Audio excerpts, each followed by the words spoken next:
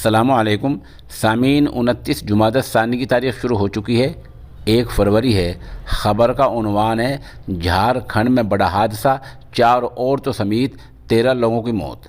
यह हादसा झारखंड के ज़िला धनबाद के निरसा इलाके में हुआ है, जहां कोयले की नाजायज़ खनन में हादसा हुआ है। कोयले की नाजायज़ खनन में हादसा हुआ है और इसमें 4 औरतों समेत 13 लोगों की मौत हो गई है और बताया जा रहा है कि अभी 1 दर्जन से ज़्यादा लोग मलबे के नीचे दबे हुए हैं। कोई मिट्टी गिरी, कोयले का बड़ा टीला गिरा, तोदा गिरा, क्या हुआ क्या नहीं हुआ, पुलिस ने इसकी वजाहत अभी तक नहीं की।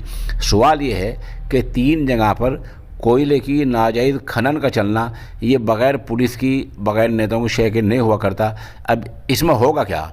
होगा ये कि लोगों का गुस्सा ठंडा करने के लिए एक जांच कमेटी बिठा दी जाएगी। उसका बाद मामला लोग भूल जाएंगे और फिर मामला रफा दफा हो जाएगा। 2-4 महीने बाद फिर ये कानूनी खनन का काम दोबारा शुरू हो जाएगा और गरीब लोग इसी तरह मरते रहेंगे।